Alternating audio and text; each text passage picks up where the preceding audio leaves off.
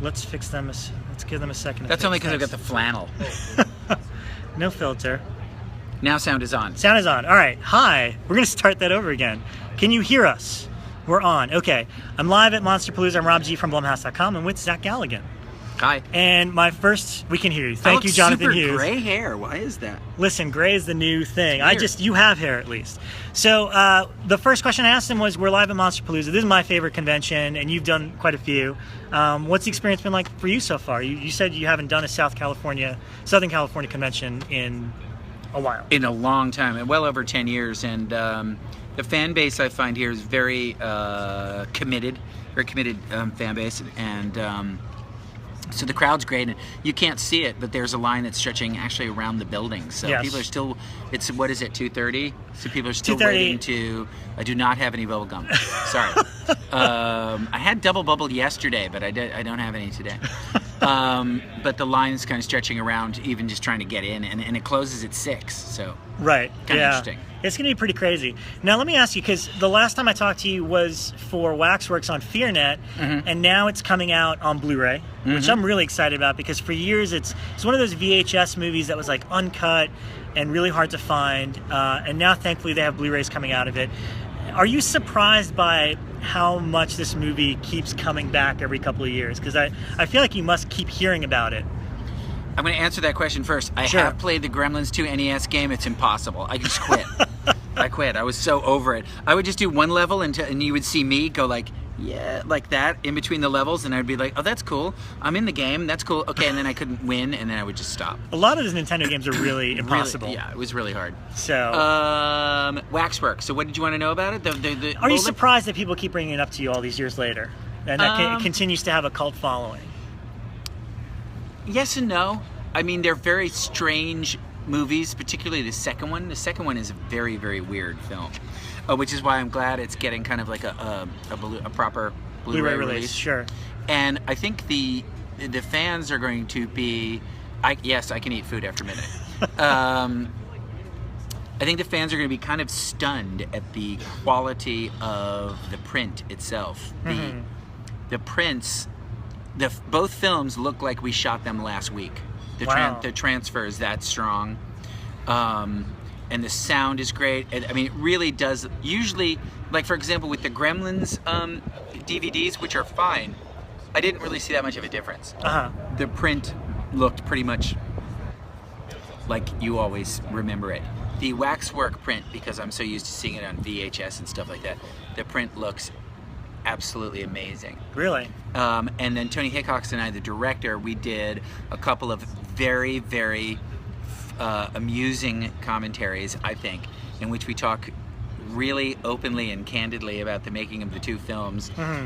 Tony says things like, I love this part, but then he also goes, oh, I can't watch this sequence because we ran out of money and it's so dreadful and this and so he's very honest about what he thinks is good in it and what he thinks is looking back and not so good in it. Right.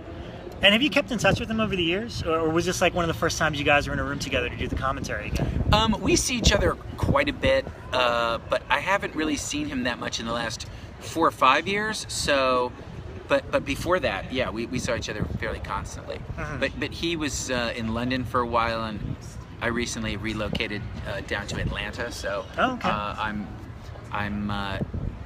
down there a lot. So yeah, our paths don't really cross all that much.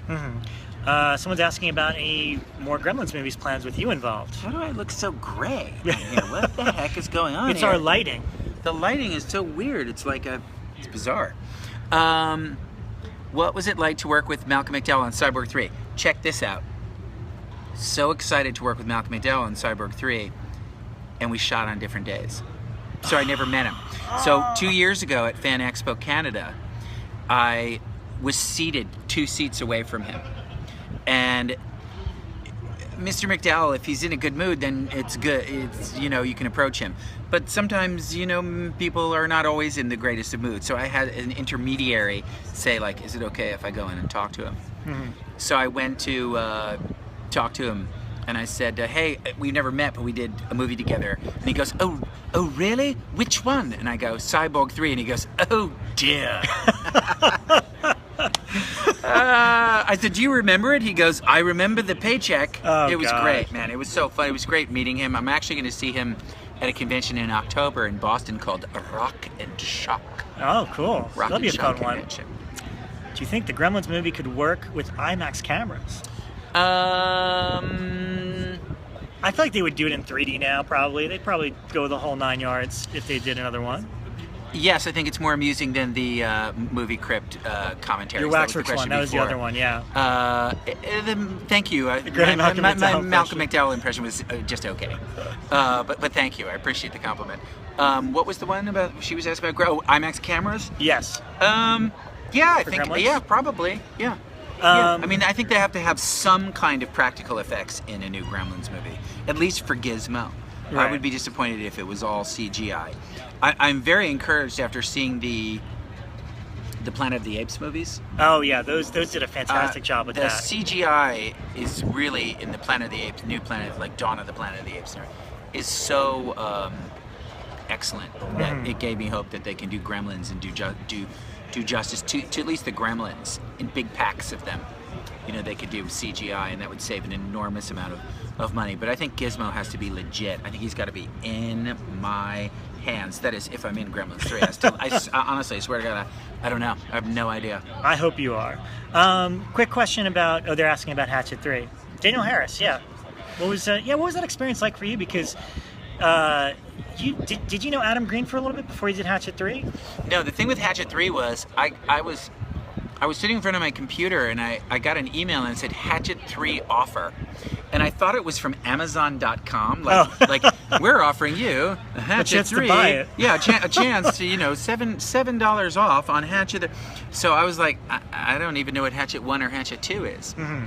So I almost threw it in the recycle bin when I noticed these Gremlins jokes. I know, it's endless. It's okay. I tell good ones too. Okay. When I noticed that it was actually from my agent, so basically they just offered Hatchet 3 to me, and I was like, "Are there any limitations on what I can do with the character?" They're like, "You can do anything you want with it." Mm-hmm. So I got down there. I was going to do New Orleans accent when I noticed that people in New Orleans actually don't really have an accent. Mm-hmm. Not in the city itself. They kind of talk like I do. So I'd walk in and I expected everybody to be talking like, right? And I walk in and people are like, "Hi, can I help you?" I was like, "Oh dear, there's no New Orleans accent." So I just decided to kind of go all George W. Bush on the character in Hatchet 3. So it's like, yeah, there's things going around on the internets. So I kind of took that sentence and ran with it and just decided to make him a guy from Houston talks like this the entire time. Uh-huh. And then I thought that was good because Caroline Williams is actually from Houston, who played my wife. So whenever she was around, I would have her talk, and she has a Houston accent.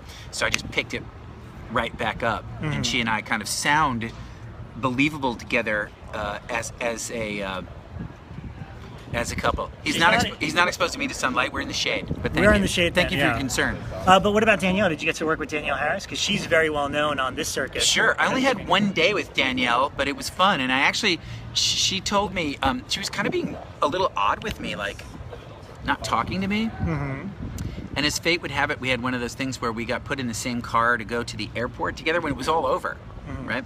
So we're in the airport car, and she's like, "I don't know if I told you this, and I'm sorry if I was like weird or shy or something like that, but it's really freaking me out meeting you and working with you because," and I'm like, "Why?" And she's like, "Because I've seen Gremlins about 17,000 times." She goes, "Do you remember one time at a convention I came and got your autograph?" And I said, "No, you did?" She's like, yeah, you don't remember?" I was like, I don't really remember that. I'm sorry. But she's like, "Yeah, I kind of geeked out and got your autograph and everything. Anyway, it was nice working with you." And now, after the movie's over, we're a lot more friendly with each other, and it's a lot kind of cooler. Right. Let me ask you something about Waxworks again, because these are a little behind, and you already talked about Caroline. But I heard a great quote from, I think it was Anthony Hickox, who said his biggest inspiration for Waxworks is like he used to love all the Hammer monster movies, but they were always so darn boring until the ending.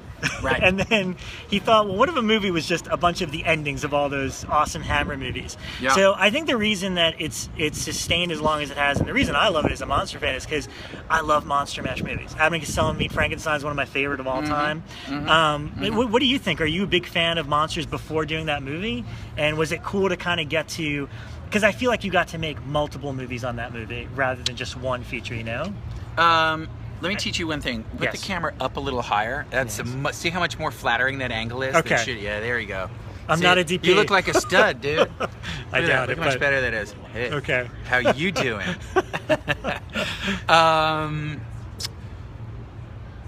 What was the question? I was asking about if you were a monster fan and what was it like to... I was huge. It felt like you made multiple movies on that movie rather than just one, because you get to be in a different horror movie almost every couple days, probably.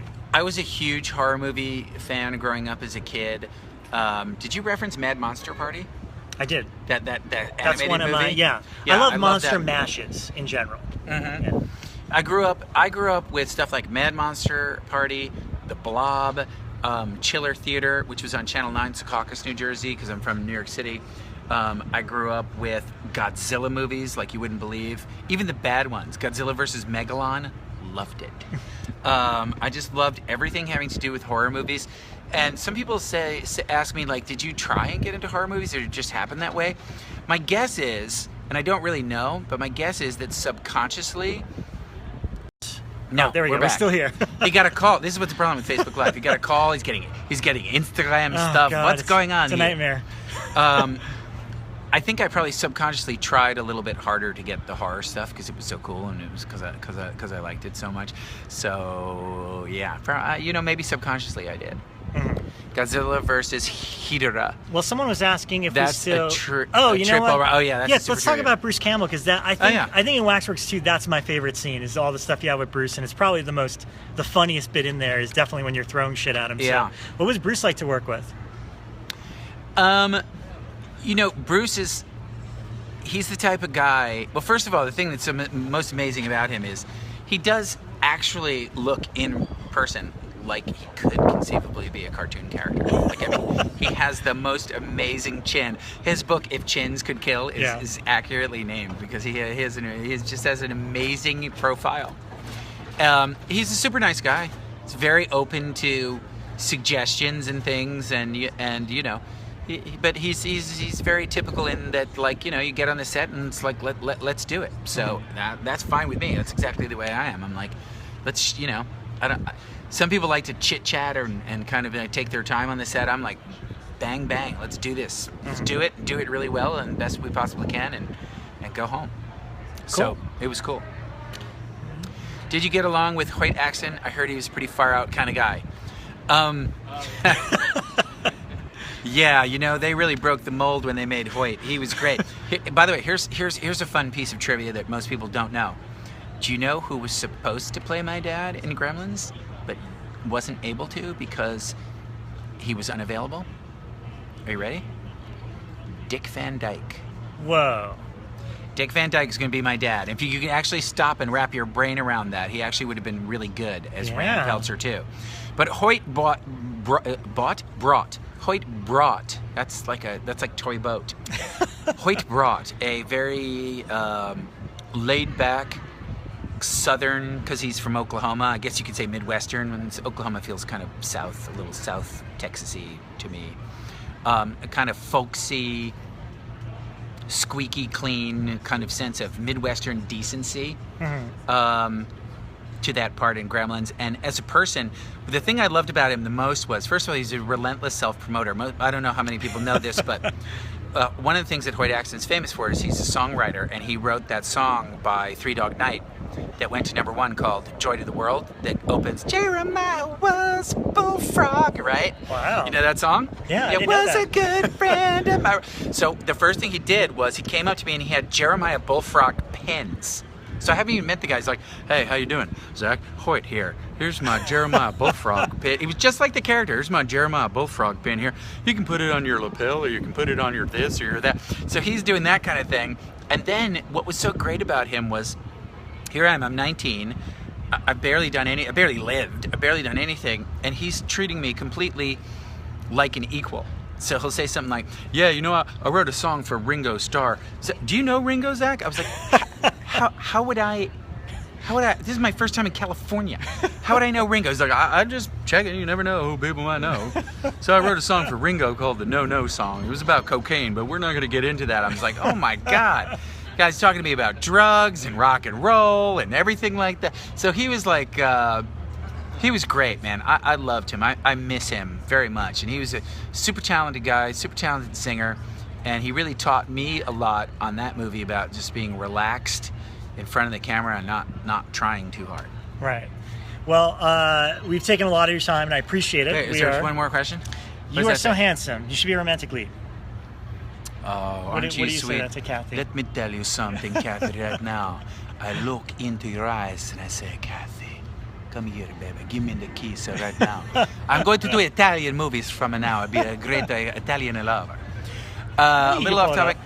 Any horror film themes, scores you can't be. Are you into movie music? A little bit. Certainly the score from The Thing is one that I go back to again and again. Ennio Morricone, and actually I think a little Carpenter is thrown in there. Oh yeah. I think it's Carpenter doing the dum dum. Yes. Dum dum. Isn't that? He did. Didn't he? Morricone did the main theme. Right. And then Carpenter kind of put his touch on it. Yeah. Which sounds like the perfect marriage between the two of them when you listen to that music. It is. That's probably my favorite horror movie. If I had to pick, I would probably pick The Thing if I had to. Do you remember when that came out? 1982. Yeah, but I mean, do you remember seeing it? Because I saw it in the theater. It was such a bomb at the time. Not to me.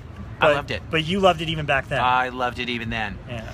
And I don't know what it is. It's like I like endings that are like The Thing or Inception, things that are not so cut and dry. I don't like my stuff all tied up in a little box and like, there's your ending. You know, I don't like that. I like it where it's more like, so what happened is probably that, but maybe not. And a lot of people, that frustrates a lot of people, but I kind of like it. Excellent. Like it. Well, thank you so much for giving us some of your time during the convention. You're here tomorrow too, right? I am here tomorrow. Come and see me. If anyone's in Burbank, you have to come to Son of Monsterpalooza. Come on down. Say hi. Say hi to Zach. I got Gizmo at the table too. When does Waxworks come out? October 18th. October 18th. You don't need the Lionsgate people super that are attractive woman over there. You don't need her over there. No. That's excellent. October 18th, Blu-ray. Be there or be square. Excellent. Thank you guys. See ya. All right. Sorry, I was so bad at that. No, it was excellent. Thank you so much, man. So good. You're great. I'm